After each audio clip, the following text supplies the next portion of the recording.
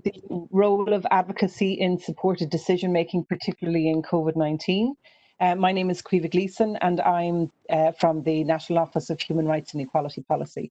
I'm delighted to welcome you all to our second in our autumn webinar series, From Policy to Practice, Consent Assisted Decision Making and Tools for Practice. Today's session is on the role of advocacy in supported decision making, particularly during COVID-19. We have an excellent panel of experts who have hands-on experience of advocacy in diverse contexts. Our chair is Mary Donnelly, and Dr. Philip Crowley is also joining us for a short while this morning, and they'll say some more about this shortly. We have had over 860 people sign up for today's webinar, and people are now joining us. As you can see, it's rising at the moment. We'll check in later on to see how many are actually with us. So welcome to everybody from all corners of Ireland and other jurisdictions as well. We have a huge diversity of participants from within the HSE, from outside external organisations, experts by experience, self-advocacy groups, disability organisations, so huge breadth of experience of participants. So we're looking forward to your feedback and comments and questions throughout the session. This webinar series is organised by our office and the National Quality Improvement Team.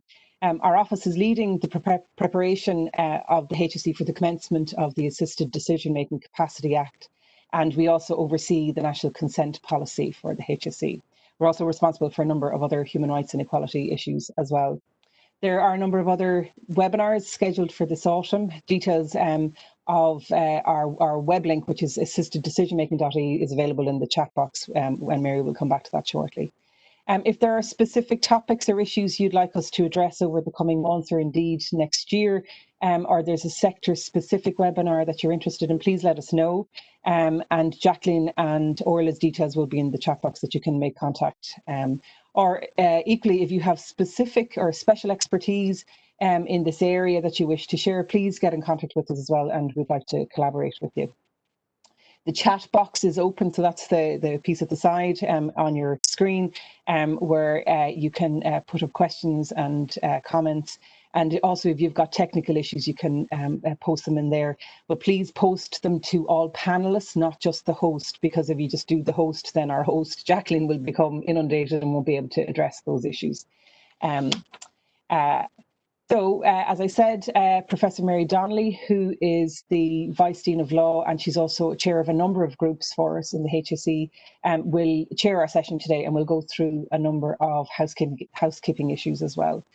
Before I hand you over to Dr. Philip Crowley, I'd just like to say that we're delighted with the news last night that Professor Gerard Quinn, who was the Director of the Centre for Disability Law and Policy at NUI Galway and also played a pivotal role in the development of the Assisted Decision Making Capacity Act, was appointed yesterday as the UN Special Rapporteur on the Rights of People with Disabilities, which is a really significant achievement. So we're delighted for Gerard. So sincere congratulations to Gerard, and actually and all of the people that work and advocate in the Centre of Disability Law and Policy in Galway. Well done on this fantastic achievement. So we're delighted. I'd now like to hand you over to Dr. Philip Crowley, who is the National Director of the National Quality Improvement Team and is also acting National Co-Lead on the public health response to COVID-19. Philip is going to open this morning's session, and we're delighted that he's able to join us for a short time today. Thank you. Eva, and good morning, everybody. I'm delighted to open this webinar. It's part of a series of webinars which I'm sure many of you are very aware of because you may have participated in previous ones, and we will have future ones also. We'll be looking obviously today at the issues of consent, assisted decision making, and kind of practical tools really, and practical ways of embracing this legislation. And really, it seems to me that the interest is so high in this across our system and across our workforce and our colleagues. I think what that demonstrates to me is people embracing this act and the rights that it confers, but people also, I guess, being a little bit in trepidation and wanting to make sure that we get it right and that we use this act effectively and benefit of all the people who use our services. So you're all very, very welcome.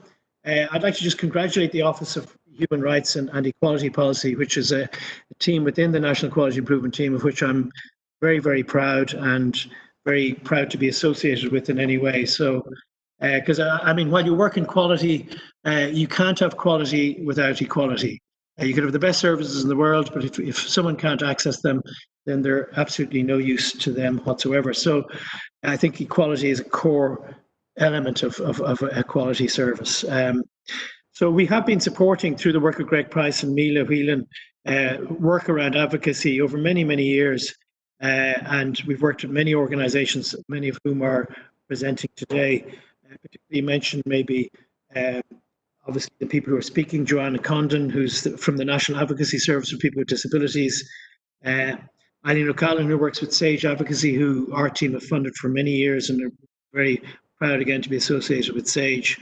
And then our wonderful kind of user perspectives and advocacy perspectives from Helen Rocher-Brennan, Barbara Louise Brennan, not related, I believe, sharing a surname. Please do use the chat function. Participate fully. If we don't get to all the questions and issues raised, the chat function, we can deal with the issues in future webinars. So look, thank you all very much for participating. Thank you again to the Office of Human Rights and Equality Policy for setting up this webinar and this series of webinars. It's really heartening. It's a wonderful piece of work, and it will continue. And finally, really, I'd like to thank Professor Mary Donnelly, who's been our stalwart partner in all of this work and has chaired all of these webinars and has been really a wonderful partner and friend to the National QI team. So without any ado, I'll hand you over to Mary, who will ably steer us through the next hour. Thank you all very much. Thank you very much, Philip, for that kind introduction. And just to say, from my perspective, the work which the Human Rights and Equality Policy Division does is quite extraordinary. We're very, very fortunate to have them. And of course, that they are supported by the Quality Improvement team is incredibly important. So today's session is very important because it focuses on advocacy. And many of us were disappointed. I think we could safely say that advocacy and a right to advocacy was not written into the Assisted Decision-Making Capacity Act. However, that's as it is. Advocacy is incredibly important in the state in meeting our obligations under the Convention on the Rights of Persons with Disabilities. So I'm very happy that a decision was made today to focus on advocacy and to hear from people who work in advocacy so that we can all learn from their perspectives and think about ways we can improve and use advocacy to our best advantage to ensure that people are supported to make decisions. And that's at the heart of the Assisted Decision-Making Capacity Act, but it's also at the heart of human rights approaches to capacity-related issues. So I'm going to start with just a couple of housekeeping issues. I'll run through them quite quickly, and then I will be turning over with great delight to Joanne Condon, and I'll introduce Joanne at that point. So in terms of housekeeping, first thing is you're all automatically on mute, so you don't need to worry about muting yourself. Chat box is open. We really welcome comments, questions, etc. As Caoimhe said, please make sure you post them to all panelists, and that's just so that we can all be keeping an eye on them and pick up on questions. I will identify the person to whom questions will be addressed. So once you send in a question, I will identify the person and person or persons. You're probably at this stage quite familiar with how to change screen views, but just to remind you that in the top right-hand corner of your screen, you can see the box there. If you hover over that you can move from grid view to single speaker view as you prefer. If you are having issues with sound or internet connectivity, you can dial in, and the dial-in details will be in the chat box, and sometimes you can find sound a bit clearer that way. We're recording this webinar, like all webinars which we run, and this will be made available at www.assisteddecisionmaking.ie early next week.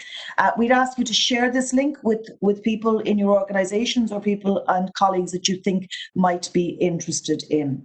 We do have CPD points. We've been awarded 2 from RCPI and 4 CEU points from the Nursing and Midwifery Board.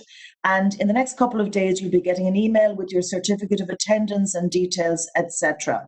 For those of you with CORU, the Law Society or the Dental Council of Ireland, you can use that certificate of attendance and submit it to your own organisations as proof of your attendance. One point to note, however, in terms of CPD and NMBI points, is they will only be awarded to those who attended the live event, and that's a stipulation from those awarding bodies. So without further ado, I am absolutely delighted to turn to the first of our speakers, and this is Joanne Condon. Joanne is a regional manager with the National Advocacy Service for People with Disabilities, and she's been doing that job since 2014.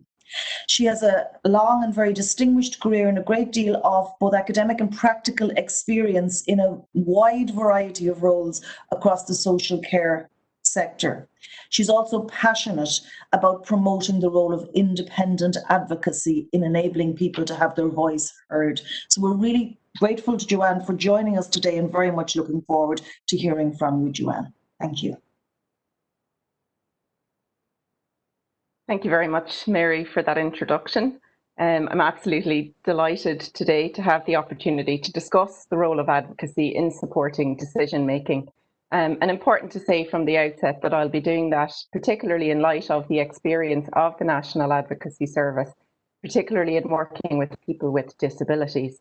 And we sometimes refer to the National Advocacy Service as NAS, so important to explain as we go through today, if I'm referring to NAS, that's what I'm talking about. So I'd just like to say also that the webinar series have been really excellent to date. I think they've been so beneficial in educating and equipping with regard to the upcoming ADM capacity legislation. So it's really important from the outset to,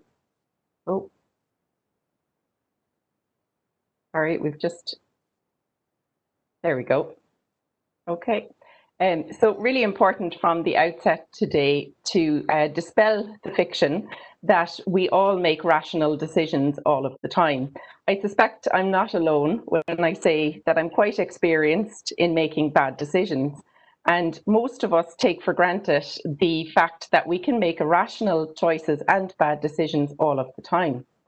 Of course, irrational decisions are fundamental to human dignity and personhood, and they really are the essence of being human.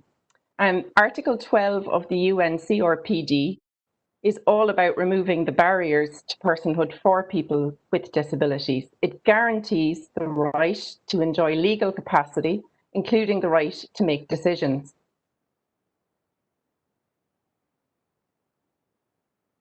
Apologies, there's just a little difficulty moving on with the slides. There we go. So we would often find in our work as advocates that the networks around people with disabilities are happy not to interfere with their decisions until they don't agree with what the person has decided. And as a result, upholding the centrality of the person's will and preference and autonomy has often, for many years, necessitated the support of independent advocates. Therefore, NAS has much experience in supporting people to make their own decisions and to establish people's will and preference. Technology is not cooperating with me today, so apologies while I try to move this on in another way. There we go. So I'm going to speak a little bit about the National Advocacy Service and what the service does for those who may not be familiar. So the service was first established in 2005 as a series of pilot projects and then became a national company in 2014. It's funded and supported by the Citizens Information Board, who have a statutory obligation to provide advocacy and furthermore a representative advocacy service for people with disabilities under the CORLA Act of 2000 and the Citizens Information Act of 2007. And of course, NAS partially fulfills some of that function along with the other services CIB funds. NAS is fully professional, it's independent, it's free and confidential service. There's approximately 50 paid professional staff across Ireland, servicing every county across Ireland. And also in October 2019, NAS additionally launched a new independent patient advocacy service. Important to point out is that NAS has a specific remit for adults with disabilities over the age of 18 who live in the community and are isolated from their community and services, have communication differences, are inappropriately accommodated, live in residential services, attend day services, and have limited informal or natural supports who may be able to help them to advocate. NAS's vision statement is very much in accordance with the UN CRPD in that it recognises the capacity of people with disabilities to make their own decisions equally with others.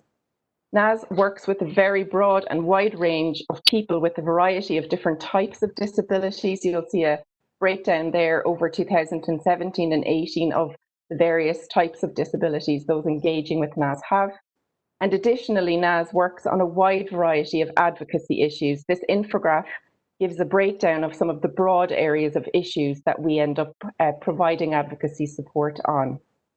To give you a sense of what some of those advocacy issues are under those broader categories, under the banner of housing, it would include issues people are experiencing with homelessness, with inappropriate residential placements, such as young people who are being admitted to nursing homes, people who have lack of choice in terms of their residential placements, or indeed their wish to live independently, decongregation of institutions, rent arrears and social housing list issues. With regard to health issues, we would often advocate for people in terms of their access to healthcare services, treatment choices, issues of consent, meaningful engagement in defining their own treatment plans, and mental health related issues. In terms of justice issues, we support many people who are wards of court under the Lunacy Act legislation, people who are trying to establish their rights and entitlements with regard to wills and probate, personal injuries claims, rights of residence and criminal cases. And in terms of parenting with a disability, we provide an advocacy service to parents who have a child and perhaps are part of social service or care order proceedings. Apologies again, this is really not cooperating with me. So the NAS Code of Practice also then embodies the principles of the ADM Capacity Act in how we approach our work. And just to give you a flavour of how the role of an advocate works. So the role is really about getting to know the person and supporting the person to have their wishes, will and preference kept at the centre of decision-making processes. Advocates work directly with people to ensure that they're involved in decision-making processes that affect them and must present information in accessible ways. Advocates work to support a person's right to take considered risks and experience failure, that concept of dignity of risk. And advocates must not be influenced or compromised in the carrying out of their role by any other party and cannot do anything that the person does not want them to. So in that way, it is very much a service that is entirely led by the person themselves. And advocates, of course, then adopt a will and preference versus best interest approach. It is never within the role of an advocate to determine what they feel is best for somebody in any set of circumstances. It is always in conjunction with the person themselves that they will represent. And important in mentioning practice is also to mention the things that an advocate does not do, such as tell the person what to do, tell them what decisions to make decisions on their behalf, give legal advice, or act without their permission. So obviously, a number of specific advocacy challenges have arisen over the past number of months during the COVID-19 pandemic. And a number of these issues were really magnified by COVID-19, issues that maybe people with disabilities always faced, but they were particularly magnified due to the intensity and short timeframes that were brought to bear during the pandemic. Decision-making under those type of constraints can lead to many best decision interests being made that do not follow a person-centred process. And I'd like to give you just a flavour of the types of issues and challenges that NAS came across in terms of their advocacy work with individuals over the last number of months. So again, under the broad headings that I've previously mentioned, under the issue of housing, we saw an increase in inquiries with regard to homelessness, particularly linked to the change in bed capacity of many homeless services and hostels. We saw many people contacting us with regard to swift moves to inappropriate residential placements, such as young people being admitted to nursing homes. And that was particularly at the early stages of lockdown, when hospitals were being prepared for the influx of potential COVID-19 patients. Issues with regard to lack of choice and involvement in moves. Again, there was many moves took place in very short timeframes with very little consultation. Restrictions to movement and liberty, again, particularly during the lockdown period. There were a number of individuals who had their liberty restricted, both within residential services and in private dwellings. And then the next of kin decision making was quite prevalent in relation to families making decisions to remove people from services, of course, often with the best of intentions, to want to keep their family members safe from contracting COVID-19, however, often again with little consultation and direct involvement of the person. In terms of quality of life, then, we saw issues regarding withdrawal of day service, impact routines, job loss for many people, loss of respite services, withdrawal or reduction in home support services and PA services. And for so many people, there was such a reduction in the supports they had become accustomed to, and that led also to issues of isolation and impact to their usual routines, which was quite distressing for many. And the curtailment of meaningful daily activities, we saw an increase in complex safeguarding scenarios, curtailed visits with family and friends, and issues of domestic violence were exacerbated. In terms of health issues, we were involved in supporting individuals with treatment decisions, particularly related to COVID-19, issues of consent, emergency admissions, swift discharges, DNAR decisions, COVID-19 testing, window visits, and so on. And also, notably, an increase in PRN medication, where individuals were spending more and more time within services with less access to their usual routines. In terms of justice issues, we continue to support many people who are wards of court, many who saw delays in court proceedings, and also the introduction of remote interim capacity assessments due to the fact that many people were not able to meet their psychiatrists or other individuals in person, and waiting lists for free legal aid, obviously due to backlogs caused by the pandemic. And finally, in relation to our work in the area of parenting with a disability, then we saw curtailments of access for parents with their children, and a move to online and phone access in many instances, which was quite difficult for many people to accept and manage, and again, the delay in court hearings. So that's just a very overall sense of the types of issues that came up. But what I would like to do is to speak for a moment about one particular case example. And yet again, our technology is not cooperating. Just a moment. There we go. So I'd like to speak for a moment about Joy's story. So Joy is a 48-year-old woman with a physical and intellectual disability who lived with her sister Amy. Joy was admitted to ICU in April due to suspected COVID-19. She tested negative, but was diagnosed with a number of other serious medical issues. The hospital then wished for her sister to attend meetings and make decisions for Joy in relation to her treatment, DNAR decisions, and onward placement from the hospital, and really were ignoring Joy's expressed request for Amy not to be involved. The advocate had to work alongside Joy to highlight that the family had no role in consenting or refusing a medical procedure, and helped to communicate Joy's rights and wishes in line with the HSE Consent Policy. The hospital then wished to discharge Joy to a nursing home.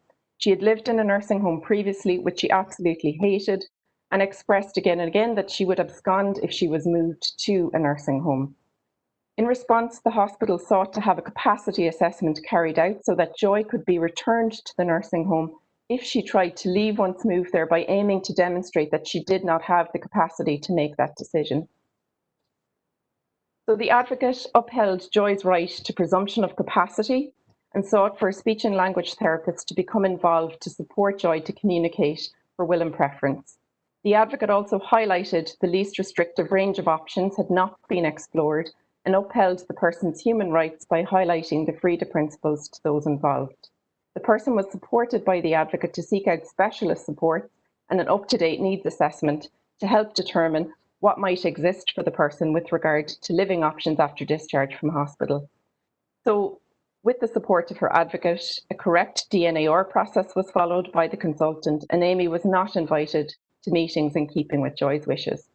And this example just highlights if the ADM principles applied here, Joy should not have been considered as lacking capacity to make decisions until all efforts were made for her to express her will and preference, and interventions that were made were not proportionate and capacity was not assumed. Best interest decision making was really evident.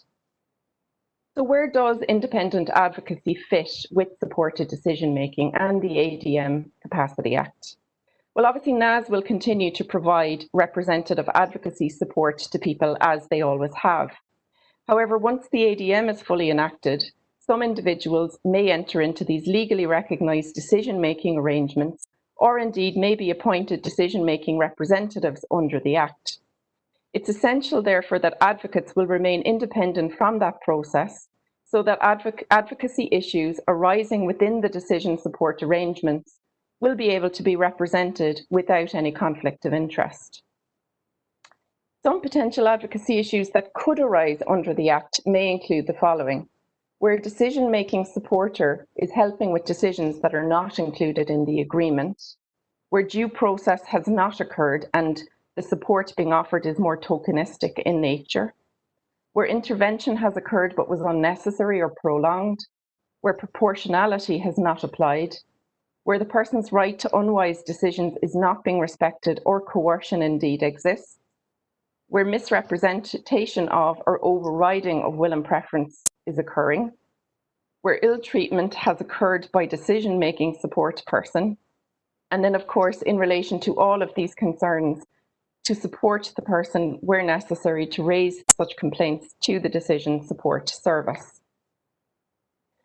So I've mentioned that NAS has extensive experience in supported decision making, and I thought it may be useful today to break down the steps that are involved in the process of supporting somebody to make decisions. There are a number of steps to ensure that the quality of support afforded to a person empowers them to the greatest extent possible to make their own decisions. This is essential to avoid tokenistic support at all costs. So to briefly take a look at that process, the very first and fundamental step is to get to know the person. It's starting with the position of assuming capacity and building rapport and trust as the foundation.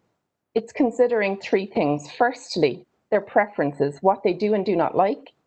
Secondly, their values, what is important to them. And thirdly, their needs. Moving to step 2. This is about identifying the decision, exploring, discussing, and defining the decision that is to be made. It is really critical that only one decision is dealt with at a time through this process to avoid the concern that we could maybe overwhelm somebody by trying to deal with too much. Step 3 then is about identifying what options exist and gathering relevant information. It's about presenting information in an accessible way. That may be through the use of assistive technology, through the use of translators, plain English, easy to read, through the use of visual aids, speech and language support, through the use of law or indeed sign language. It's essential to consider also if any expert input may be required to assist the person to make the decision. And consultation with others in the person's life, of course with consent, is essential to inform but never to decide. Step 4 is probably the most essential and critical step in the process, and it's about considering what other relevant factors must be taken into account. It's about asking the question, what may be influencing the person's decision? Is there duress by others? Have you considered that the person may have a lack of privacy when you've identified what they're saying their will and preference is? Is there another person present who may be influencing that decision? Has the person had previous past experiences that have left a negative experience that's having an impact? Is there a lack of support, an intensity of time frames?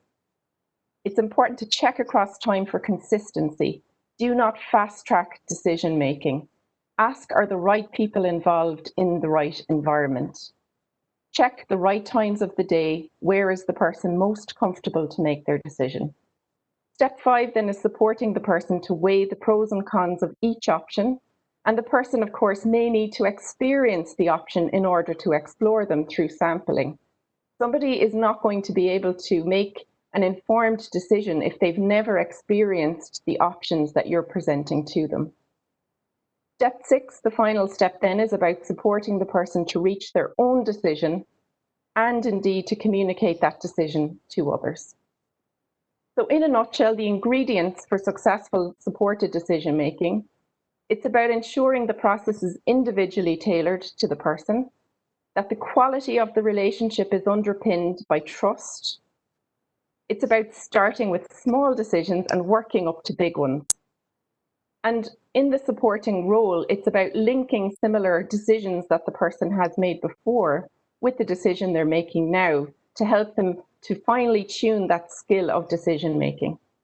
Practice makes perfect, they say, and we can't underestimate the cumulative effect of decision making in strengthening the decision making muscles for people. It's really critical that that whole process undertaken is documented so that you can account for how the person's will and preference was identified, represented, and how they were supported to reach their decision. As I mentioned, the opportunity to experience is essential, and ensuring that the process empowers and supports and does not fall back into best interests. So Jane's story represents an example of how an advocate was able to demonstrate that although the person was awarded court and deemed to lack capacity, when they had their will and preference represented, how it led to better outcomes of decisions for the person. So Jane is 40 and has an intellectual disability. She lived all of her life in a rural community with parents. She inherited the family home when her parents died.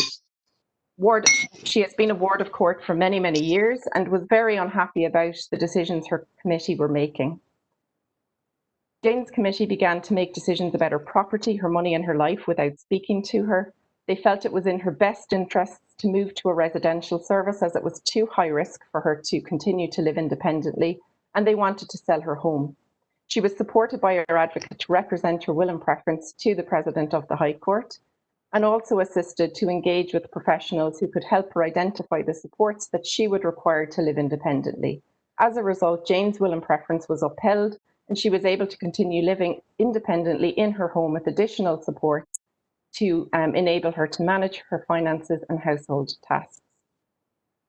As I start to come to a close, the final area I wish to mention is the important role that advocacy plays in supporting the will and preference also of those who communicate differently.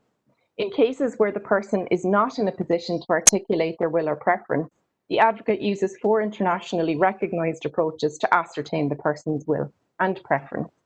The person-centred approach takes time to get to know the person, understand how they communicate, and gains an understanding over time about what's important to them. It speaks to the people who know them well and builds up a picture of their lifestyle, preferences, and needs. Witness-observer approach involves the advocate spending time with the person to be an observer or witness to how they live their life. And again, an example would be representing evident dislikes of certain places, people, routines, or activities. With a rights-based approach, it's about examining the person's rights and ensuring that they're getting what they're entitled to and representing where rights infringements are occurring. And in ordinary life principles, it centres around the 8 quality of life domains and raising questions of decision maker that puts the person in the centre of the process to ensure that their wishes and needs are met. As Beamer and Brooks speak out about the idea, I really want to draw attention to it, that preferences can be built up into expressions of choices, and choices can be built into decisions. In this work, it's evident that where somebody lands on a continuum of capacity really isn't half as important as the amount and type of support they get to build their preferences into choices. And finally, as I come to a close, I hope that I've provided some clarity and insight into the role of advocacy in supporting decision making, and that I've shared some of the experiences of NAS in doing similar work over many years. It's really important to recognise that we all want to be reassured that we will remain in control of our lives if we do require support in the future, so that we do not lose the right to have a say in decisions concerning our lives. Thank you very much. Thank you very much for that really rich and interesting presentation, Joanne. Got lots of questions coming in, which is wonderful, and we will be coming back to you. What we're going to do now is move on to our panelists, and then we'll come back to you with some of those questions. And do please keep your questions coming in, because what we will do is we'll go back to the very beginning and work through them systematically once we. Once we've time for questions and answers. So we're moving on now to our really three wonderful panelists. We're very grateful to them for making the time to be with us today. I'm going to introduce them one by one just before they start. I'm going to start with Dr. Helen Rochford-Brennan. She's an extraordinarily talented person and an extraordinarily active person. She's the current chairperson of the European Working Group of People with Dementia, and she's the group's nominee to the board of Alzheimer Europe. She's the former chair of the Irish Dementia Working Group, and she's also on the monitoring committee of Ireland's first national dementia strategy, and she's a global dementia ambassador. She's contributed to several books, and she works very busily with a whole array of voluntary bodies. She describes, and this is quite wonderful, she describes creating awareness of dementia in her community and throughout Ireland, plus enjoyment of time with her family and friends is her greatest joy. Today, she's going to be supported by Clodagh Whelan from the Alzheimer's Association. And Clodagh is here in the background. I don't know if we're going to see Clodagh or not, but if necessary, Clodagh will come in and work with Helen. So thank you so much, Helen. We're so grateful to have you here, and we're very much looking forward to what you have to say. Good morning, everybody, and thank you for the invitation to speak this morning. I was delighted to be asked to speak to you about advocacy, how it can support assisted decision making. And I'm so grateful to all of you that advocacy has been included. I am going to talk a bit about as an advocate and my COVID experience, my opinion on the Assisted Decision Making and Capacity Act, and how you, the staff at HSE, can advocate for people living with dementia. No slides. All you have to do is listen to me, and thanks to Clodagh Whelan with the Alzheimer's Society for supporting me. I just want to tell you a bit about who I am, so you get the picture. The family has grown, Mary, since then. We now have a dog. I am married to Sean and I'm a mother to Martin, and I come from a family of 9. And in my mid-50s, I experienced difficulties with memory problems. I was told maybe I had Alzheimer's, but finally, after 5 years struggling, I did get a diagnosis. And at the time, I was planning a very exciting retirement. I had enjoyed a professional career, and I was passionate all my life about human rights. And this was my life before dementia crept in and robbed me of my short-term memory. It was like a slow realization that a creeping fog had descended on my life, and it was there for good. I was forgetting words, stopping mid-sentence, wondering what I was about to say. Family life became difficult. With the 2 men in my life, you can imagine I kept forgetting things, and they kept telling me that if I was doing less, maybe I'd remember what they told me. So luckily for me, the options of early retirement came up, and I was able to take it. But when I received my diagnosis, and now I'm in my 9th year, may I add, it was a long, lonely road home from Sligo to Galway. The doctor told me he couldn't offer me anything really at the time, and there was no support for people under the age of 65. So the journey home was long, and I was distraught. I was wondering how I was going to tell my family, and how I would tell them that in an undisclosed amount of time I may not remember them or share any of the memories we had along the way. And this is why advocacy is so important. How I wish then there was someone there to support me, also give support to Sean and Martin. So all we did was resort to Google. It's not a life sentence. There can be joy and living. And I wish someone had told me that. Stigma played a major part in my despair. Sometimes it's easier to cross the street than to speak to somebody. I felt helpless. for the first time in my life, no plans, no ideas, no strategies. And finally, I reached out to get help after advice from a nurse. And I got involved with research through Trinity College, who put me in touch with the Alzheimer's Society of Ireland. And from there, as Mary mentioned, I've been involved with the Irish Dementia Working Group and the European Working Group for People with Dementia. So my life to date has been a journey of tears, sadness, heartbreak, and sometimes very, very joyful, receiving many awards and fighting for the rights of people with dementia. And I'm glad that I didn't resort to Dr. Google, but recently there has been despair and isolation. I'm an active advocate for the voice of people with dementia. And it's important to remember that up until recently, the voice of people like myself was hugely silenced in Irish society. In fact, absent from the broader policy and practice debate of older people in dementia service. So you can understand the difficulties people with dementia. Nobody with dementia was represented on a working group set up by the Department of Health and for the first Irish National Dementia Strategy. Nobody with dementia in Ireland ever participated, even indeed contributed to any large conference, seminar or dementia in the country. In fact, it is fair to say that in recent dementia was a taboo topic in Irish society, and the word dementia or Alzheimer's disease was seldom spoken about except in clinical settings. So we were non-persons locked away, never to be set free, because the public were largely afraid of and embarrassed by our dementia and did not know how to relate to us. So the neuroscientists, the geriatricians, the old age psychiatrists, etc., they were the voice. They represented us. They spoke for us. Our voices weren't considered. So thankfully, 5 years ago, since then, there has been a seismic change on this front in Ireland, and Trojan work being carried out by the Irish Dementia Working Group and the Alzheimer's Society of Ireland and the HSE's Understand Together campaign to raise awareness and to gain momentum. But we must be vigilant. We couldn't go back to the past and forget about people living with dementia. So I have been effectively advocating because I've gotten support from the Alzheimer's Society of Ireland, who have also been supporting people to have their voices heard. And this is important. But COVID-19 brought my advocacy to an abrupt halt, and suddenly my world shrunk. I could have no visitors, had no one to do my shopping. That was extremely hard. I missed the independence, and so I got my niece to do my shopping for me. I did not like being dependent on someone else. So getting my diagnosis, I have been since getting it. I've always been a campaigner, and so having people come to my assistance wasn't really me. This is not Helen.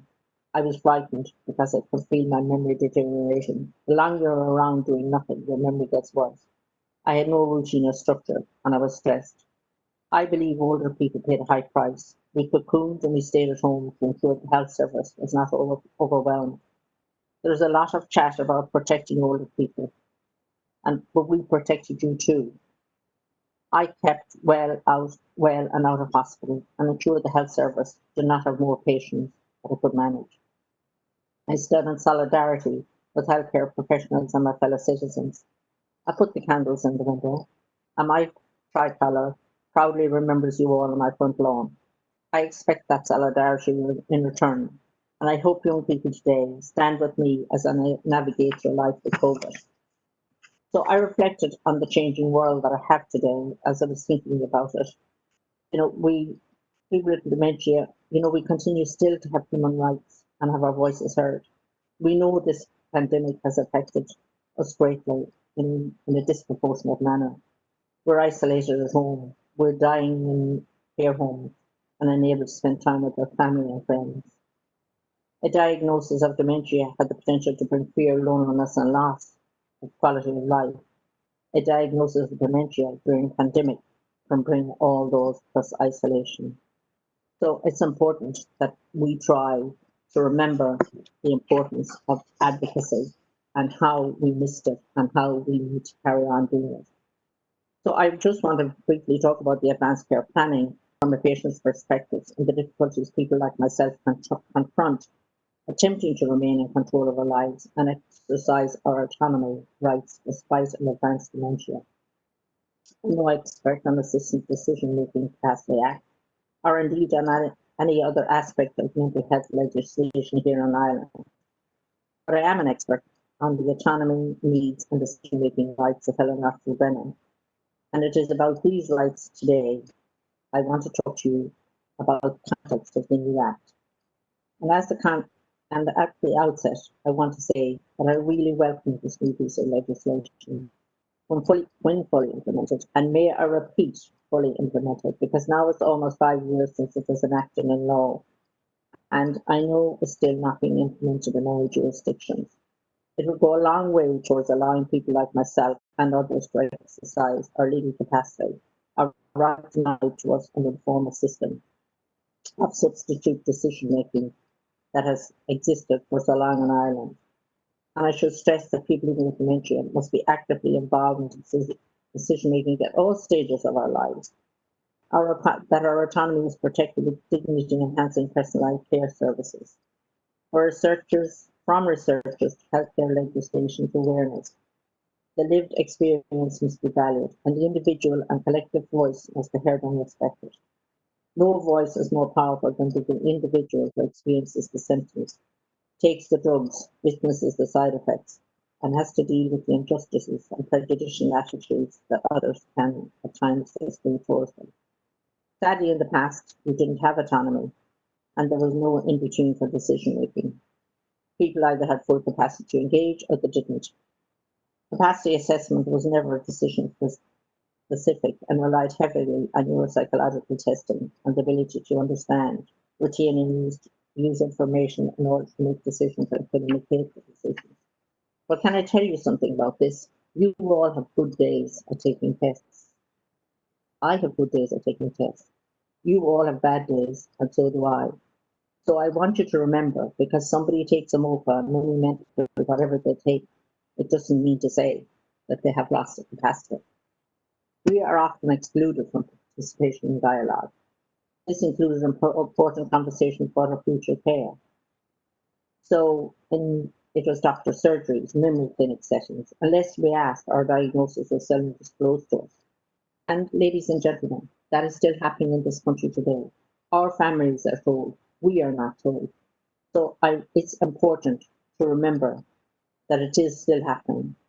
And it is not uncommon for an anti-dementia drug to be prescribed to us without ever being told our diagnosis, and later antipsychotic drugs to be administered without our consenting to such treatment, a practice that in my view is both unethical and illegal. So likewise in hospital care settings, a type of paternalism tended to occur where family members were. So I want to say that in nursing homes today as well, we have assistive technologies. I have witnessed in nursing homes where people are still tied into the chairs beside the doorknob. So this act is very important to me. And we are generally not legal people, we're ordinary people going about our daily work.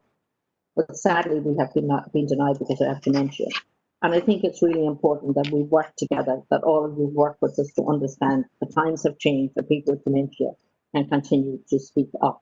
Every day, myself and my colleagues at the Irish Dementia Work and the European Working Group for People with Dementia advocate for the rights of people living with dementia. Despite COVID, we have all adjusted to Zoom and continue to carry our message, albeit a little more limited. I hope you're inspired to work and support people living with dementia and to have our rights upheld. You must become the change. You must not allow our voices to be silenced. And you must, finally, can I say that I would like to ask you in your practice every day to find out about the will and preference of people with dementia. Not everyone can express themselves like I can, but you must work hard and listen. In finishing, I would like to quote Mary Robinson, one of my great human rights heroes. The fight for human rights about speaking truth to power. All of you, ladies and gentlemen, are the power. I have spoken the truth. This is how my life is, but I want to ensure that the rights of people are upheld. Remember, tomorrow it'll be a friend, your loved one, your family, or maybe yourself. And this is not something that just affects other people. And especially in these difficult times of COVID, can I please ask you to listen to us? It's become apparent to me older people don't matter. and I've seen it so clearly with all of the deaths and not being listened to. The people on this webinar, you can make the decisions in your practice every day. You can take time to discover the inner preference of people with dementia, especially as we go through these difficult times. This is our rights. We are your family. We are your loved ones. And I hope I've given you some insight into the difficulties we have to look at and listen to every single day. Our lives today are nothing but doom and gloom. And so we have to get up every day and we have to fight. We have to put on our own makeup, some of us, and get the dog ready and get out into the fresh air and try and forget about this. But we know at the end of the day, we're going to be home to difficult decisions. Thanks for listening to me. Thank you very much, Helen, for a powerful and moving and I think very, very persuasive talk. So thank you very much indeed for that. And we will, I'm sure there will be questions and we will be back to you once we've heard from all our panelists. I'm delighted now to introduce Eileen O'Callaghan. Eileen is the Regional Manager for the South of Ireland for SAGE Advocacy. And in that role, she's responsible for monitoring and auditing the quality and standard of practice within SAGE's caseload in the South of Ireland, and also in developing policy. And Eileen is going to talk today about the specific experiences of SAGE in relation to their advocacy work during COVID-19. So her presentation follows very neatly from the presentation which Helen has made, where we've seen the individual impact on a person, on an older person, of certain policies, etc., around responses to COVID-19. So Eileen, thank you very much for joining us and we look forward to hearing from you. First of all, folks, thank you very much to the National Office of Human Rights and Equality for inviting myself to present, and thank you to Joanne and Helen. It's very hard to follow Helen, but I suppose it's just one lesson that we can never underestimate the power of listening. And I suppose even in these challenging times, to come back to that is so important. So I suppose I want to talk a little bit about the experience of SAGE Advocacy and the lessons learned during COVID-19 from our perspective. So I suppose just to talk about our own service. So SAGE has been up and running since 2015. We are a free service and we are funded by the HSE, as Philip mentioned. We're a national service available all over the country. I suppose our mission statement is to promote, protect and defend the rights and dignity of vulnerable adults, older people and healthcare patients. And it really comes down to the fundamental right of you to have your voice heard and to participate in making decisions which affect you. It really comes down to nothing about you without you, the person at the core of all decision making. This was some examples of our recent casework. So advocating for adequate home care packages and for a comprehensive and equitable system of home care. Challenging unnecessary restrictions on people's liberties and the use of convenience medication, as was mentioned in Joanne's presentation earlier. Promoting self-advocacy and professional development through workshops and capacity and decision-making. Supporting people to return home from hospital or care settings. Assisting people to maintain control of their income, benefits and finances. Supporting family members in organising care for people with a very advanced dementia. Advocating with and for people with intellectual disabilities who are trying to develop a life with meaningful activities after they leave congregated settings. Observing or facilitating meetings of residents, family members or staff, and promoting awareness of our service, which is available across all settings, communities, acute hospital settings and nursing homes. So I just want to talk a little bit about the primary reasons someone seeks to support a SAGE. And I was just looking at our own data since COVID, I suppose the period of March to June.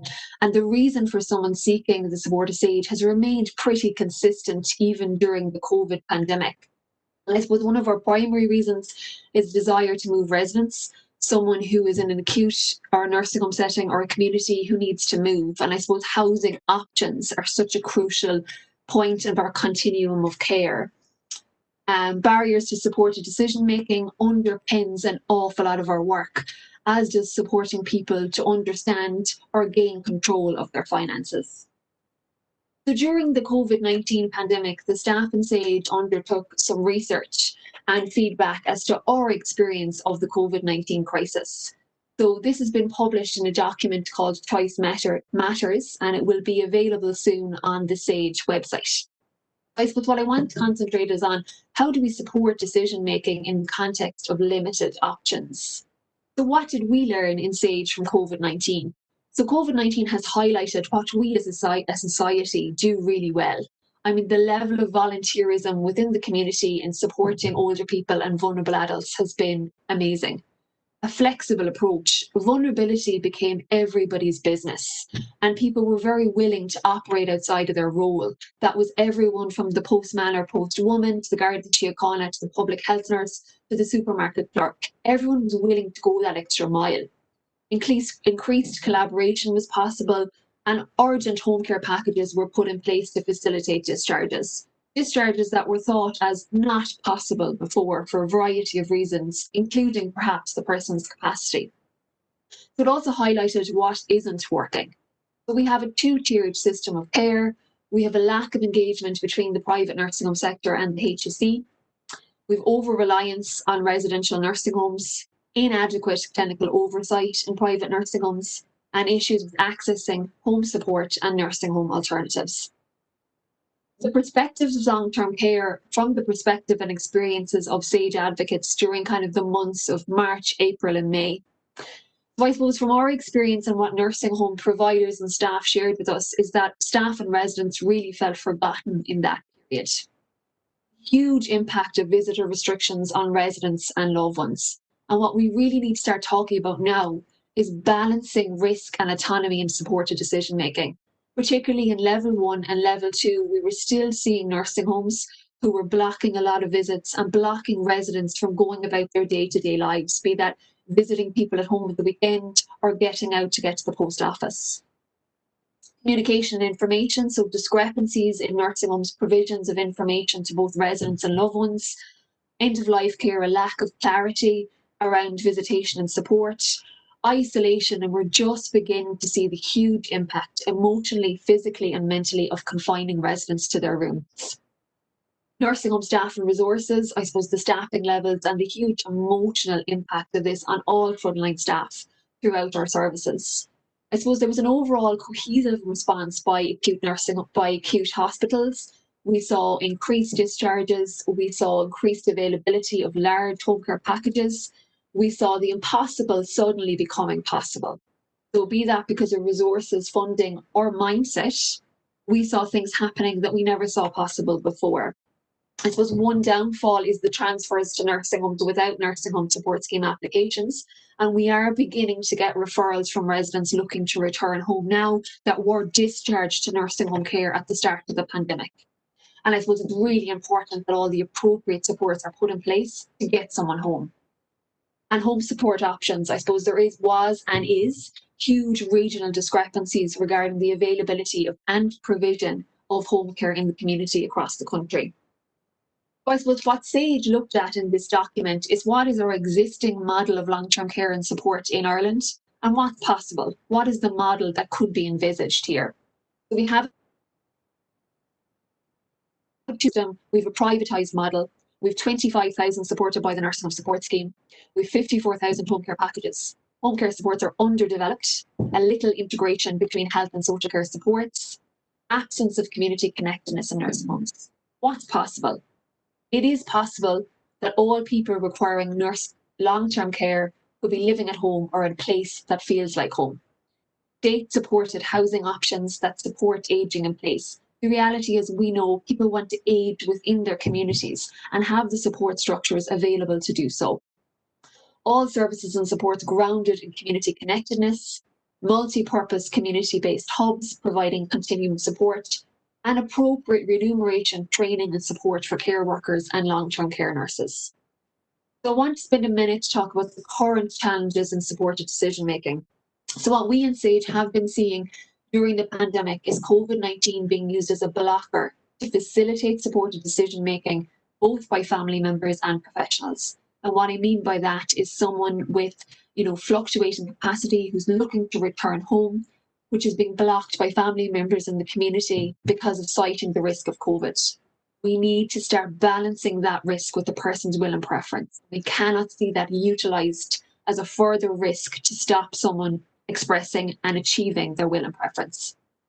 Capacity being used to determine discharge planning instead of first how to support the person's wishes. We need to always ask ourselves, do we even need to question capacity? We need to be starting from a supported decision-making framework. Have we supported the person enough to make this decision before we go anywhere near question capacity? 24-hour care supervision and care being recommended as a discharge plan when we know this is impossible to achieve in the community, and those care needs often being exaggerated for the purpose of blocking a return home. Reliance on family or attributing decision-making authority to next of kin. We all know that next of kin is not a legal decision maker, it is a contact person, and we need to continue to refer and utilise that phrase. Poor awareness of the HSE Consent Policy and principles of the ADM Act, and a lack of alternatives to wardship while waiting for full implementation of the Decision Support Service. So just some positives. So what does success look like? Success is person-centred. It is encouraging positive risk-taking. Back to Joanne, we've all made those bad life decisions and bad choices, and we need to be supported too. And we need to view risk on a scale. What can be reduced and what can't? Integrated working between acute, step-down community and advocacy services, challenging the status quo. And that goes back to all of us within all of our working environments. We need to stick our heads up and challenge what's normally happening and challenge the culture around capacity and decision making. Everybody needs an advocate. And an advocate isn't just me or Joanne or someone else within an advocacy services. It's all the professionals on the ground trying to achieve the person's will and preference. Decision making from the person's perspective, not legal or medical perspective. Increased home support options. Early engagement of an advocacy service in a complex case. Often SAGE is called in at the final step, whereas we would love to see early intervention referrals to try and support someone to make decision making before it's too late. Maintaining the flexibility and openness COVID-19 brought. COVID-19 has really introduced a flexibility that would be good to maintain. Shared learning through participation in practice development, just like today's session. And I suppose finally, I just want to talk about our own service. As I said, we're a free service. We have an 1850 number, which is an information and support service number. It is available 8 a.m. to 10 p.m, 7 days a week. So we take referrals from professionals, be that professionals in the community, nursing home sector or acute, from older people, vulnerable adults or healthcare patients themselves, or from family members. So if you have any question, please give us a call and we can tease it out before you can send in a referral. Thanks very much, folks. Very many thanks, Eileen, for that. And of course, everything which you're saying is assuming a new resonance as we see our numbers rise, and all of these issues are going to continue to be with us, I'm afraid, for quite some time to come. So thank you. I know there's quite a number of questions coming in for you, and we will be back to you afterwards. Really delighted now to introduce Barbara Brennan. Barbara is a multi-talented person. She is the Programme Coordinator for Sea Change, the National Stigma Reduction Partnership. But she's a wonderful description, and I'm going to just read it out to you. She's a change maker, a stigma disruptor, a mental health and human rights advocate. And she's a wonderful speaker, so we're absolutely delighted to have her with us today to talk to us about the importance of advocacy in the context of mental health. Thanks so much, Mary, and thank you for everybody for coming on today to have this conversation. I think it's so important that we do continue having conversations like this, particularly because we are physically distant and we have all these additional challenges at the moment. For those of you who don't know me, I'm the Programme Coordinator of Sea Change. That's our National Stigma Reduction Programme. If you haven't seen a green ribbon, this is our Green Ribbon Month this year. We're now in that. If you want to find out more about the work that we're doing, you can find out on seachange.ie. The reason that we want to have conversations is because we're interested in the stigma around mental health. For me, it's a very personal thing. I'm a suicide survivor, and that's how I got involved in stigma reduction, mental health awareness, and the conversation around advocacy and all of those pieces because of my lived experience. Being asked to be involved in this conversation, to me, really shows where society is going and the fact that we are starting to hear these voices. It was amazing to hear Helen speaking about the piece about feeling like a non-person, and then getting to the place where her voice was being heard, and the fact that she can now speak for other people. And really, I feel in that same way that for so many years, I felt like my voice wasn't ever being heard, and that so many things were done to me. So again, going back to what Eileen said about, nothing about me without me, and that's something I certainly heard first actually from Vivian Rath. And I feel like the more conversations we have about this piece of how do we include that voice, how do we include the person that we're speaking about? I think when we talk about assisted decision making, the clue is in the title. It's the assisted. Because often when we get to assisted decision making, what we start doing is we start assuming, we start presuming, and we start making decisions for other people. We start looking at, the jump between where we are now and then how we are making these decisions because we're presuming that the person doesn't have capacity. Equally, when we're talking about capacity, my interest has always been in what does that mean? And when we are taking capacity away from somebody, across what in their lives is it? So if I'm deemed not to have capacity, does that mean I also suddenly have to start eating fish because I don't know what I want, or I don't understand, or maybe I'm not communicating in the right way? My preferences are still my preferences and are still the same. And it's something I have witnessed in my life where times have been difficult and maybe I didn't understand and maybe I didn't have capacity in the right way in relation to mental health, but my personal preferences didn't change. And the thing is that in those moments when I was treated differently, or when people made decisions about my life, or particularly when I was in the room and they made those decisions, it was like I wasn't there. And this is the thing to remember, that we are all human beings, and how do we have these conversations in as inclusive as possible. I loved what Joanne said earlier on about one decision at a time, and about the way that we communicate it, that everybody needs different kinds of communication, whether it be visual or whether it be listening, or that maybe somebody needs assistance in how to understand. And certainly for me, that idea that maybe we need to listen in a slightly different way or repeat ourselves in a different way. The other thing we need to remember is that maybe the person that we're sitting with hasn't had interaction or has had difficult interactions. So we need to be kind in our approaches as well. And I think that really needs to be the basis of the conversation that we have. What is it that I can do for this person to make their lives easier and their lives better? Because surely when we're looking at equality, when we're starting to try and think about human beings and all being equal, when we're talking about not having capacity, that makes that person not equal. So how do we help them to be as equal as possible for their experience while they're with us? And what is it that we can do to help them? For me, thinking about supporting decision making, it really is that piece about support, because again, quite often we jump to the decision making piece. And again, going back to what Joanne said about the time, that quite often things are rushed for lots of different reasons. But the idea of giving somebody the gift of our time, particularly when we're talking about mental health and mental illness, people get very distressed in those places. And I know because of COVID-19, we have started seeing a lot more difficulty around anxiety, around loneliness, around depression, around stress. So people are starting to understand what that feels like a little bit more. And when it becomes overwhelming, that's when we start needing assistance and we start needing support.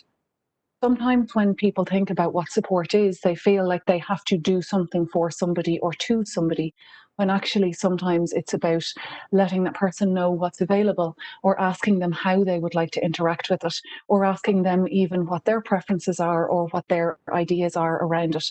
And quite often people who are going through difficulties have ideas of what might work for them. I think listening to all the speakers that have gone before me this morning, it's very clear that we need to be having conversations that are inclusive with each of the people who are there. It is really difficult to have conversations when somebody isn't participating in the way that we think that they should, if they aren't using language that we that we can understand or in a coherent way, or maybe the language isn't their way of communicating. It can feel very challenging and very difficult.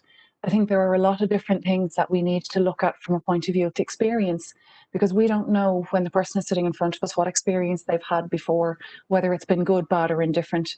And for somebody who is maybe experiencing something now, they may be remembering treatment they've had before and feeling negative things about bad experiences they've had and digging their heels in and not wanting to engage because of their past experiences. We need to remember and assume all of the difficult things that a person has been through so that we can be kinder and assist them to give them the support that they need. When we're looking at the idea of having a person physically in front of you, and at this moment in time, a lot of decisions that we're making are about people that aren't in front of us because of COVID-19, because we're so very separate. Even on this call this morning, you know, we are together, but we're separate. So it's about how do we keep this human connection? How do we have that peace? For me, certainly, at times when I was unwell, the idea of being empowered just didn't exist. I didn't even know, and I always gave my power away because I assumed that the people that I was in the care of knew the best for me. Even at times when I knew that things weren't going to suit me or weren't going to work for me or actively hadn't worked before and had made me further unwell, when I tried to fight my case, quite often I wasn't listened to. When we started talking about things that did work for me, I was told the reasons why they wouldn't work or why they couldn't use them. When my family tried to get involved, again, it was the idea that actually they were a contact person. So I think there are two sides to every conversation and two sides to every story. I've seen in some of the comments when we're talking about, you know, what if the will and preference is to do with the person and maybe the thing that they want isn't possible. It's not always about giving the person exactly what they want or what they request, but maybe working out what is possible for them or helping them understand what it is they're requesting or how it might impact other people to assist them make better decisions. So I think this is one of the things certainly that I see a lot in the work that we do with Sea Change. I run a workplace program there, and we look at the idea of how do we have conversations? How do we assist people to stay in work, for example, if we're having mental health challenges? And again, it's going back to that assisted piece. And when we talk, for example, about reasonable accommodation in a workplace, it isn't about saying we're going to change absolutely everything, you know, no matter what you want, we're going to do it so that you can stay in work. It's a matter about what is reasonable for you to go through in this process of your recovery so that you can stay in work, and what's reasonable for us to do so that we can support you and that it doesn't become an undue burden on either of us.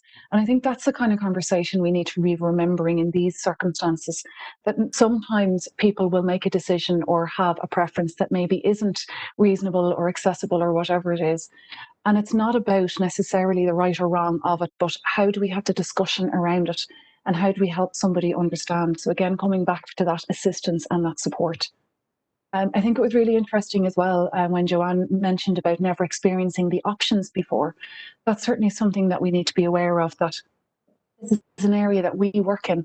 We know the language, we know the process, we know the procedures, we know all the other people that are involved in the process.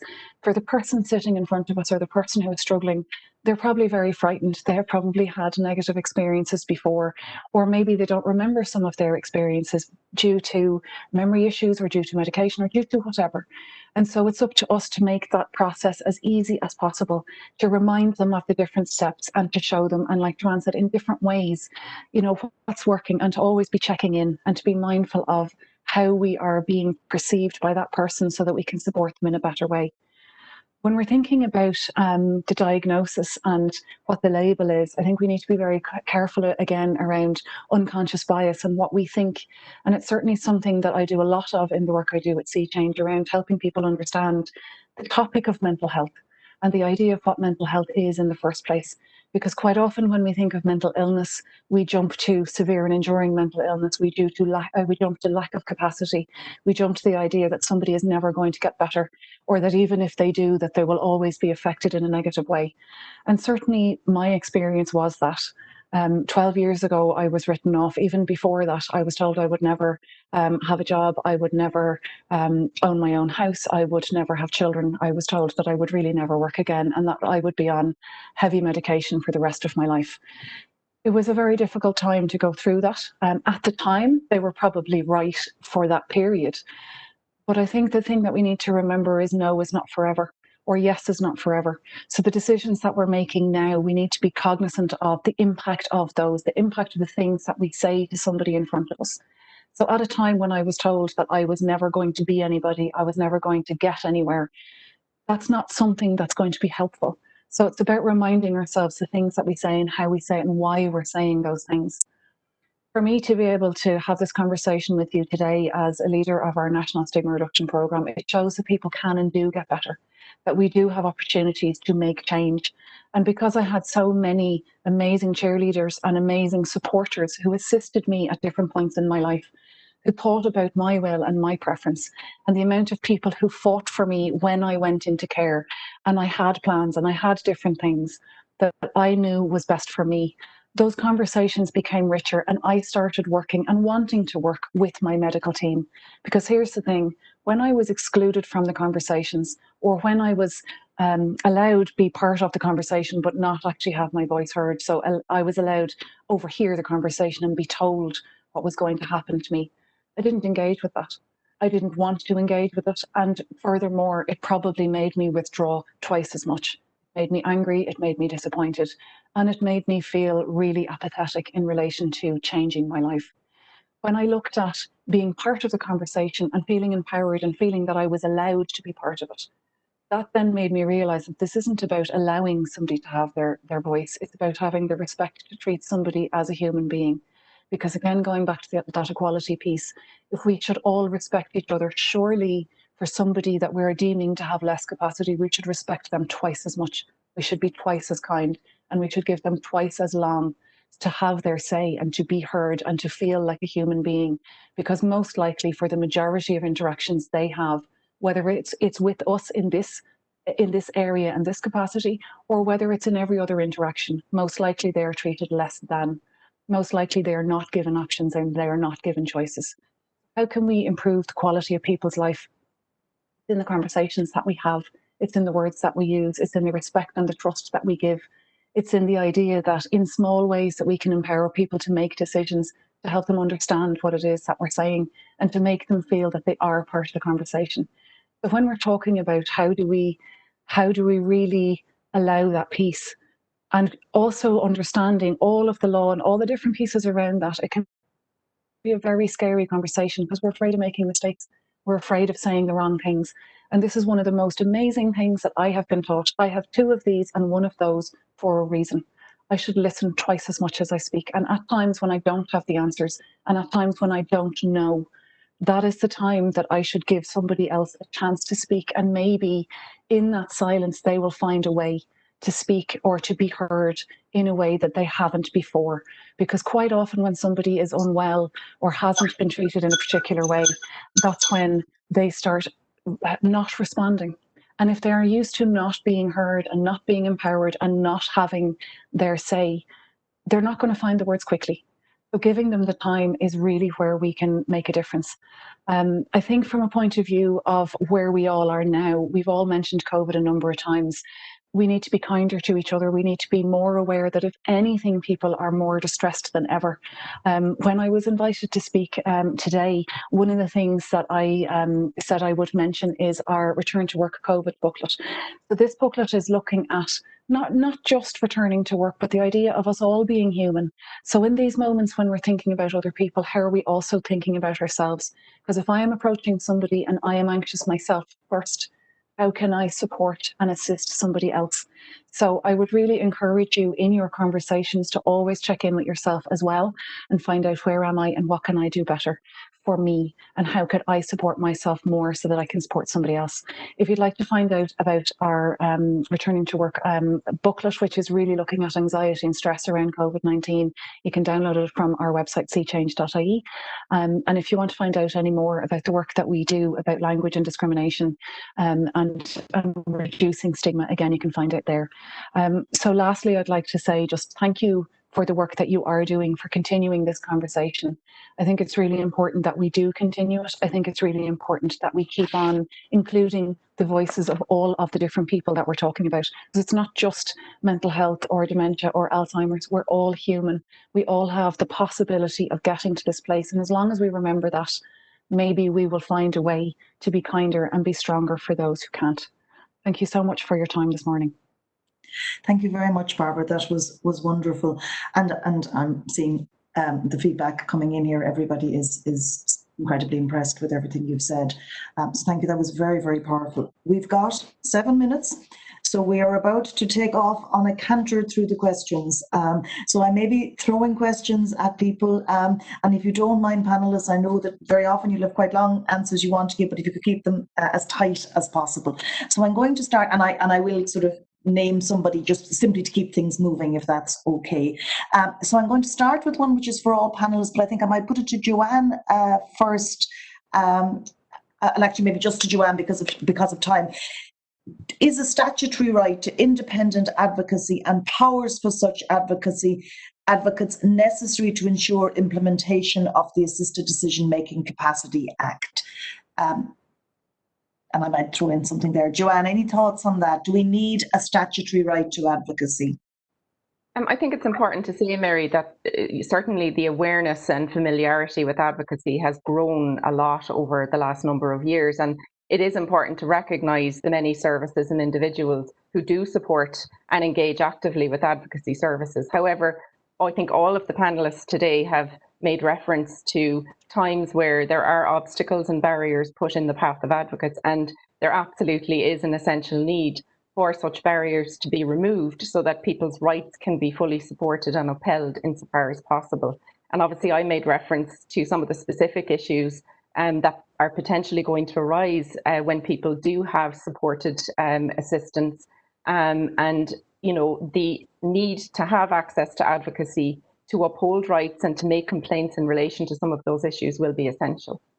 Super. And I might just keep moving. I mean, I 100%, as far as what it's worth, I 100% agree with you on that one. And I think it is something that we need to be thinking very strongly about is moving to a statutory basis. So increase, I'll keep you, Joanne, if you don't mind, because it's in relation to your one. Increased use of PRN medications. Was this in particular settings, home or residential care, and where is the data published?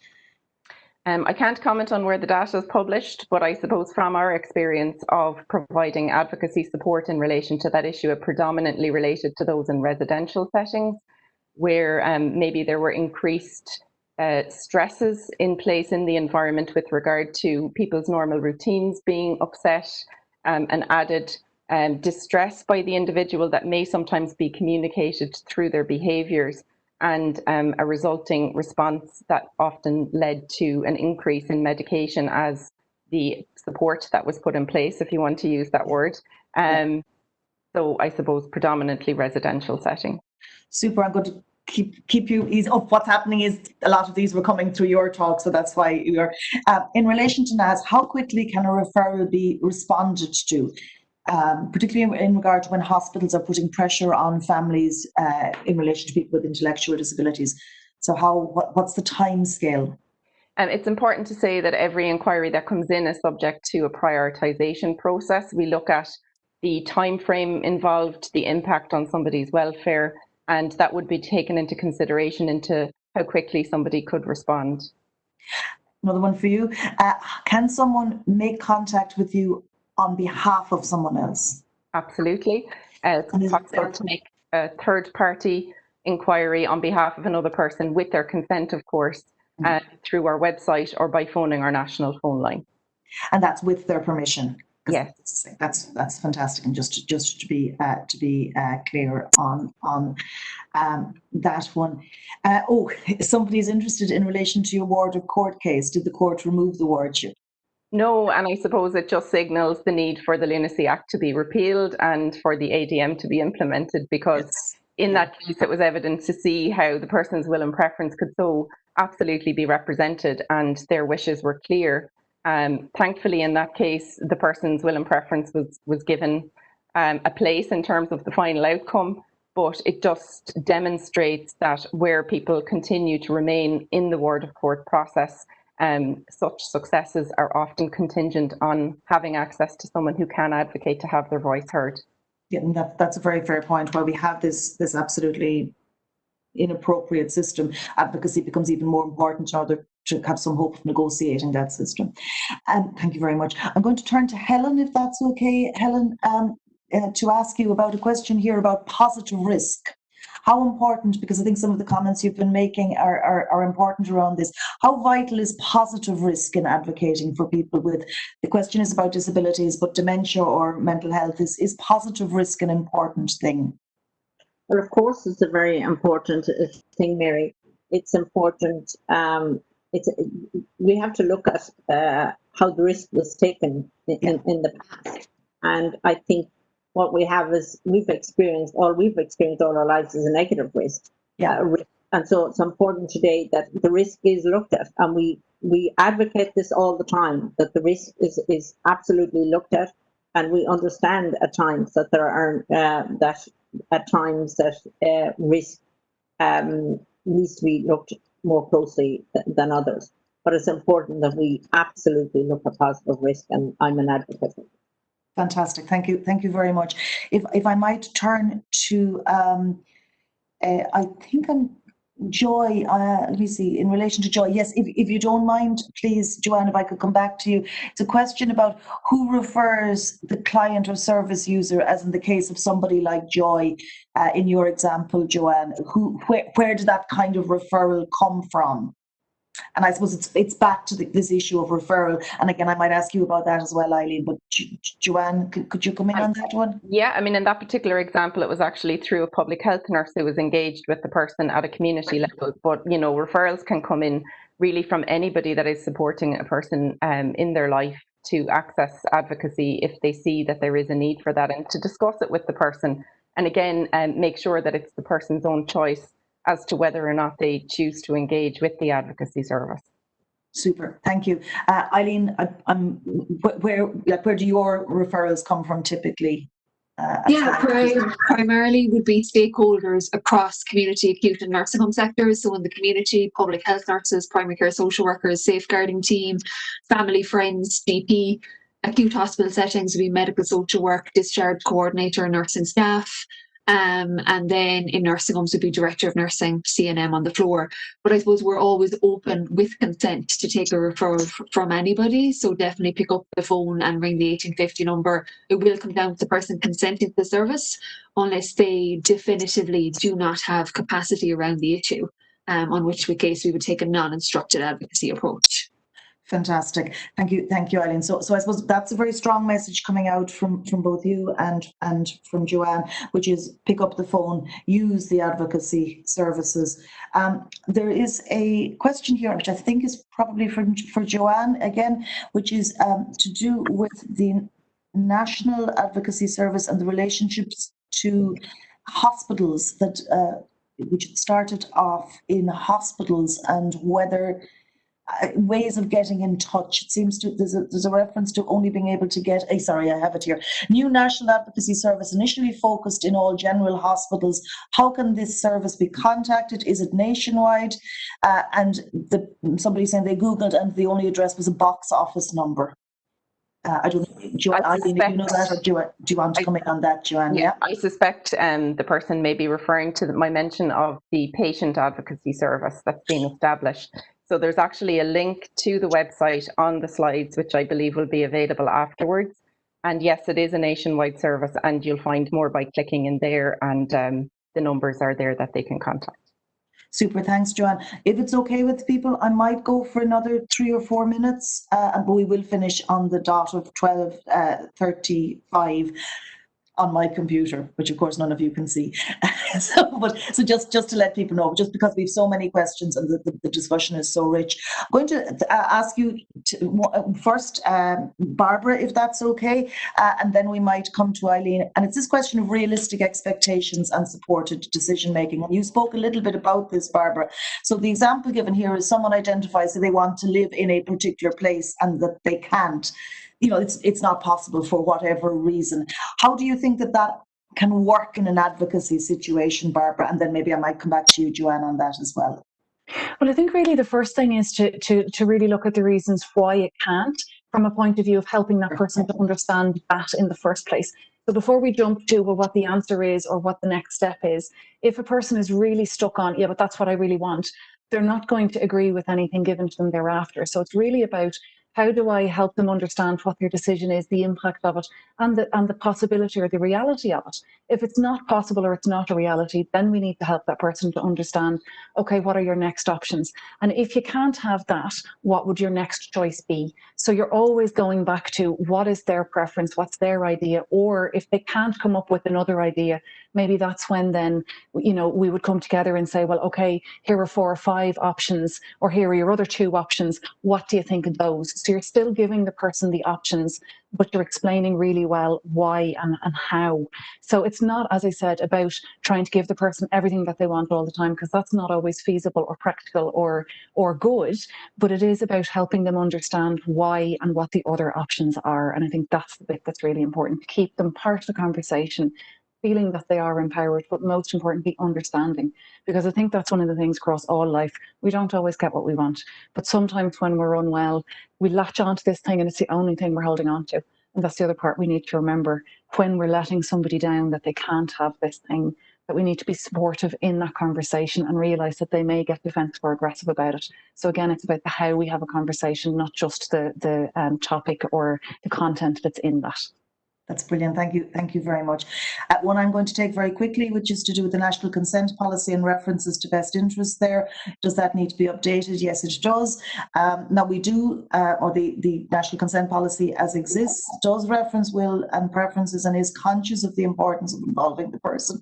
But it is currently being reviewed, and you will be seeing a greater emphasis on will and preference in the new consent policy.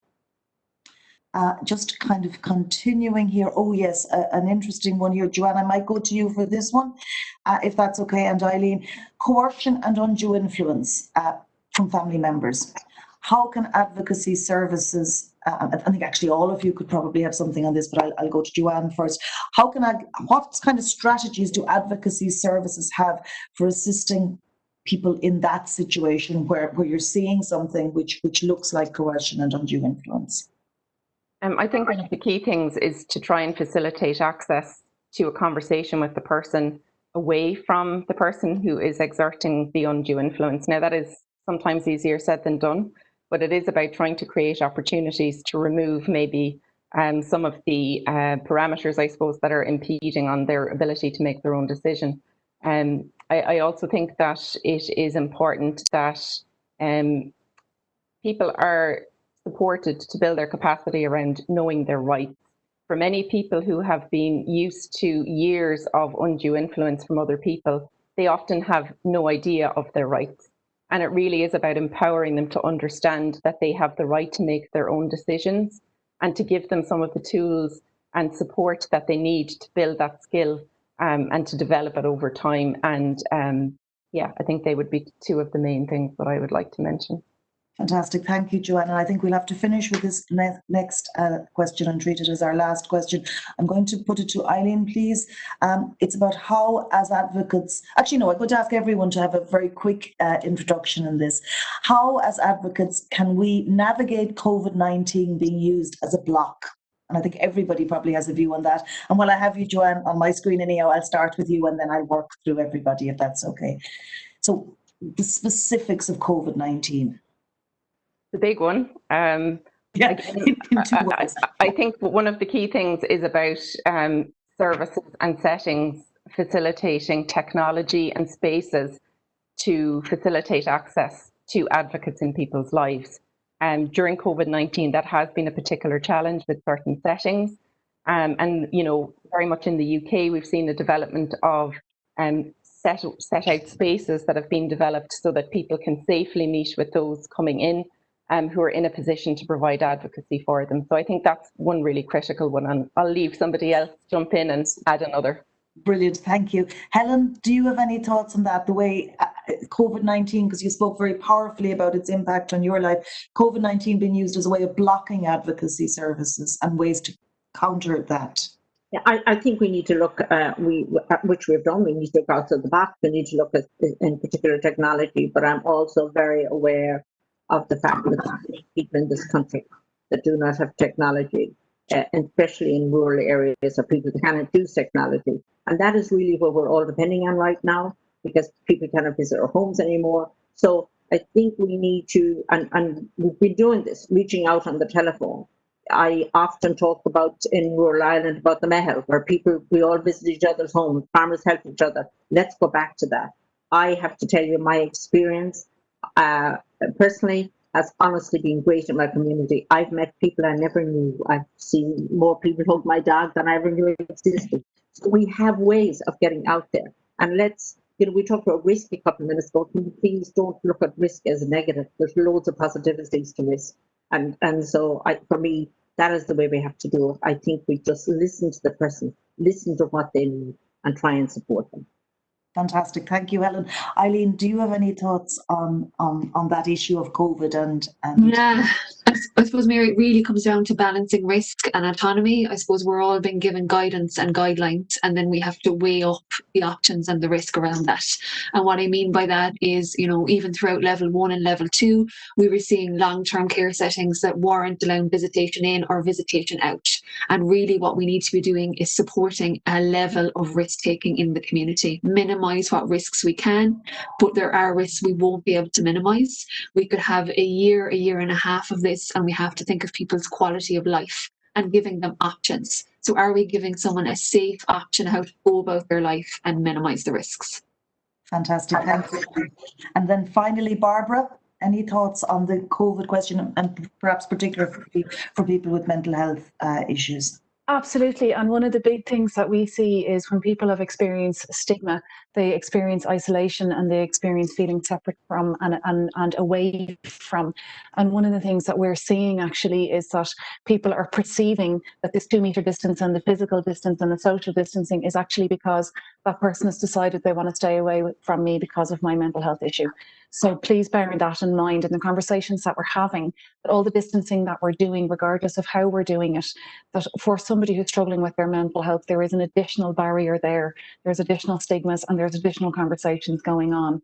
So for us, it's about addressing that and sometimes saying, bringing the conversation around COVID and saying, isn't it strange that we can't get together, or I'm sorry, I can't come over to you, or whatever it is, but acknowledging it rather than saying nothing, because the biggest thing about stigma is the silence. So when we don't know, quite often we say nothing. And I think it's the same with COVID. Sometimes when we don't know what to say, we say nothing. And then days and days go between having conversations with people that we care about or maybe worrying. And particularly when somebody's struggling with their mental health, that's the time that we need other conversations more than ever. So it's not just checking in and saying, how's your mental health? But talking about the TV or the weather or all the other stuff. And it's about including all of those conversations. Fantastic. Thank you very much. So we have to come to an end. I think we probably could have talked all day. We have been extraordinarily fortunate, I think, with 4 wonderful presentations. So thank you to Joanne, and from various different perspectives, but I think they all worked so beautifully together. So thank you to Joanne, to Helen, to Eileen, and to Barbara. Thank you very much. We really, really appreciate you being with us today. Thank you to all of you who joined us, who contributed to the chat. Apologies that we weren't able to get to all your questions. It's an indication of the power of the presentations that there were so many questions and comments, and thank you very much for that. And of course, as always, thank you to Quiva and her wonderful team who put this together. And we look forward, hopefully, to meeting with some of you in subsequent webinars. So have a safe and happy rest of your day. Thank you all very much, and goodbye.